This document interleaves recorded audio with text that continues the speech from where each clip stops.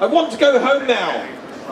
Welcome, ladies and gentlemen. Welcome to the possibly the last one this evening, I do believe. It's a brilliant car to be talking about. This is the Mike Brewer Clinics. This is the live stage area. It's me, Mike Brewer, and it's an absolute pleasure to have you here in front of me. It really is. All day we've been learning so much about some amazing cars, and we've learned some really interesting facts of stuff we've never known. We've got to see cars that we thought we'd never see. One of them being the missing Lotus, the Claremont Chapman Lotus that was here this morning, built in 1950. We had that Daimler 250 V8, wonderful, looked like a Mark II Jag. And we've had a little range of Lotuses come across the stage. Most of them driven by the wonderful people from the car club in Brittany, all the way in France, who've driven their cars over, so us British people can enjoy them. And so thank you. And we welcome you to Silverstone Classic, we really do. It's lovely to have you. It's your first Silverstone, and I understand after talking to the club, it's not your last. You're going to come back year after year. You have to, because if I keep giving you warm beer, like I've been giving you, you have to come back every year, and we repeat and we repeat. So you always go home with a beer. So this afternoon we've got a car again of real significance up on the stage, and it really is significant, I think, for a couple of reasons. Number one is the number. This is the number of our very famous Mr. Lewis Hamilton that currently has on his car. Did you realise that?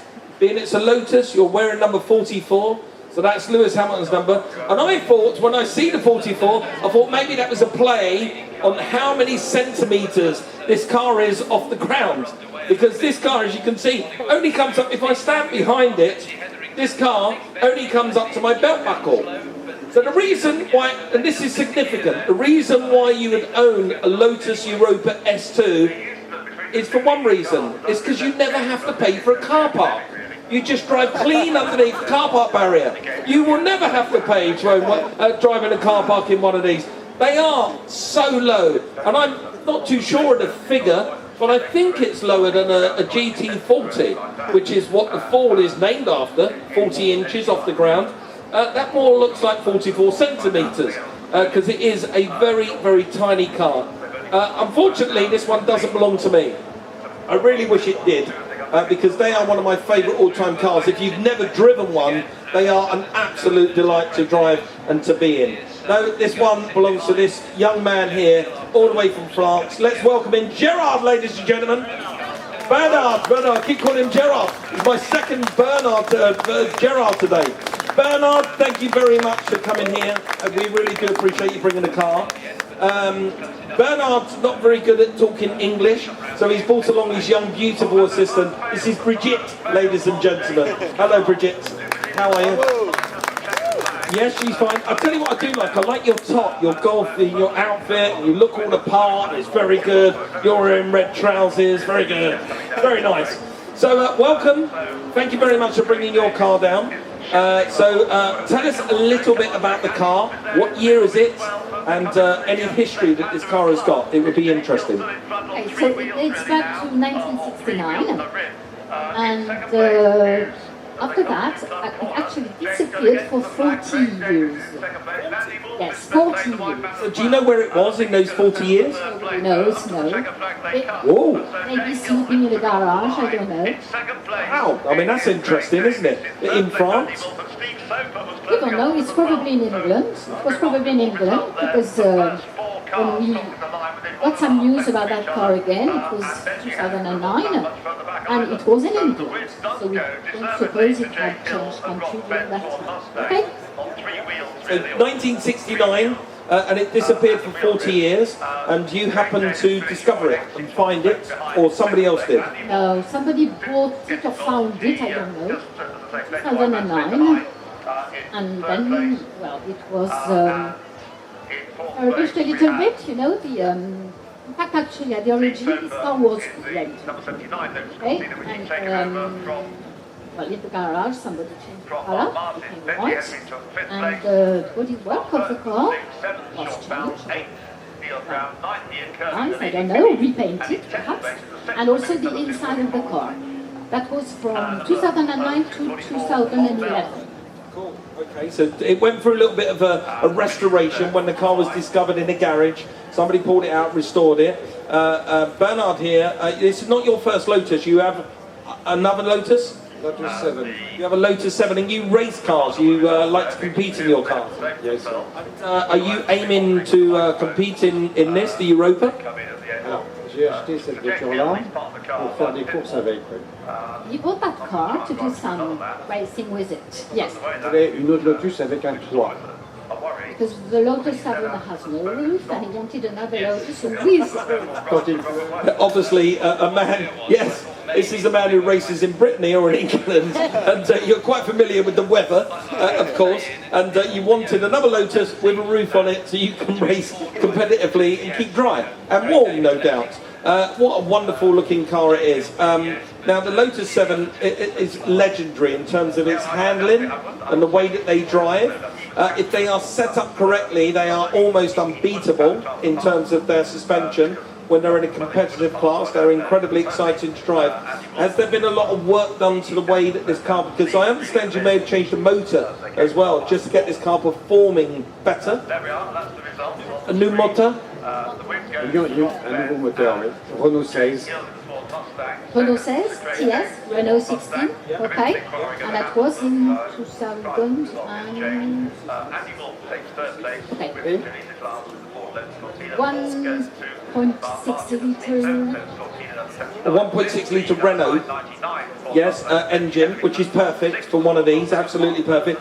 So now the car drives beautiful, fast, good, sweet, the way it drives. This is good, isn't it? You're watching a man really struggle here. It's good, I like it. So the car drives nice, yes? Oui? Ah, c'est très difficile. Hard. It's very hard to drive. Okay, yeah, well it would be. I mean, they are absolutely petite inside. Inside is incredible. Look at the size of the door opening. In fact, a friend of mine in America is a designer. Some people may know him. He's called Chip Foose. He's a designer in America. He restored the Lotus Europa and he cut the roof for the door to make it easy access to get in and out. So that's what he did. He fabricated the door. Because the door, you can see, and the opening is very small and it's got a very wide seal. The seal to get into one of these cars is very wide. There's a fixed seat and the seat gives you that laid back position when you're driving it. They are very difficult to drive, but once you get into them and you slot yourself in, again, it doesn't feel like a car that you're driving. It feels like a car that you're wearing. You actually feel like you like a pair of trousers, a tight pair of leather trousers. You actually pull it on and you start wearing it. They drive wonderfully. They're very exquisite.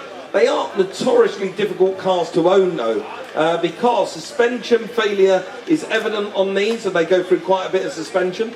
It's quite noisy. So suspension failure is one of the things that does happen with these cars. The gearboxes, engines, they get raced and ragged a lot because they're very small, little lightweight, fast cars. So you want to flick up and down through the gearbox a lot. So they're very difficult cars to own, maintain and run. But if you find one, and you find one these days, the chances are it's already gone through one or maybe two restorations. So all the problems have already been solved. I would say that today as well, we've got much better, and this is evident with the Renault engine and different gearbox, we've got much better techniques to keep older cars on the road. So cars that went through restoration, say, in the 70s and 80s, if they get restored again now in the 2015s, 2020s, the techniques of restoration are far surpassed the ones from 30 years ago. We've got different welding techniques. The paint is different now. It comes out the gun differently. The guns are better. The way that we make rubber. In fact, it's very true that some people out here on the Formula One circuit, and you may not know this, in cars like Niki Lauda's Formula One car and James Hunt's car, the wealthy individual owners of those cars today actually set faster lap times than James Hunt and Niki Lauda did in their own cars. And that's due to tyre and fuel technology and rubber technology, because the cars are just so much quicker than they were back then. And that's evident of what I'm saying. Restoration techniques mean that cars look much better than when they were new. It's an absolute pleasure for you and your club to bring this car along. It's a beautiful little British sports car that we don't see a lot of. The Lotus S2 Europa is a declining car. There's not many left. So to save one and to enjoy it and to rescue it and to bring it all the way from Brittany in France for us to enjoy it, it's an absolute pleasure. And we thank you for doing that.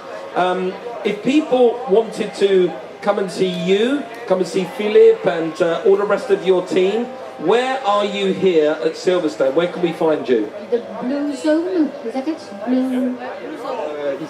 Ici? Blue 4. Blue 4. And I urge you, they've got such amazing cars. I spoke to the team earlier, and they've got Porsche, Alfa Romeo, you've got Lotus, you have many cars that come over on this trip, didn't you? Did you enjoy it? Have you enjoyed Silverstone? Yes, very much. Thank you. It's an absolute pleasure. You're going to be here tomorrow. Tomorrow when you wake up, blue skies, wall-to-wall blue skies. The sun is going to be shining. If there's any droplets come out of the sky, it's liquid sun. Okay, that's all it is, liquid sun. And we have got a small presentation. He's walked off. Oh, he's got something for us. We got a small presentation for you because I think this is why this team keep bringing their cars up, because they know they're going to get something from me. But we've got a small presentation from you, from our friends at Silverstone Ales, and from me and from Dick and the team here. We'd like to give you some English beer. It's not like, unfortunately, it's not as good as your French wine, and we admit that. But if you warm it up and shake it around a bit, it's lovely. Okay, so if you can do that, there you go. That's some warm beer for you. And our wonderful friends over here at Pop Bang Colour.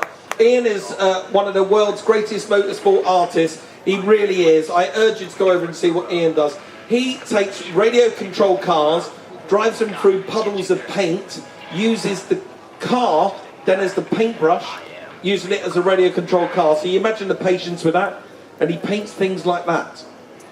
That's tyres. He's painted that, driving radio-controlled cars through paint and onto a canvas, and that's what he does, and you can see him doing it over there, live demonstrations. Ian's an amazing artist, and Ian has very kindly presented you with that, sir. So you've got a nice Lotus to go with your Lotus. Give a big round of applause, we really do appreciate it.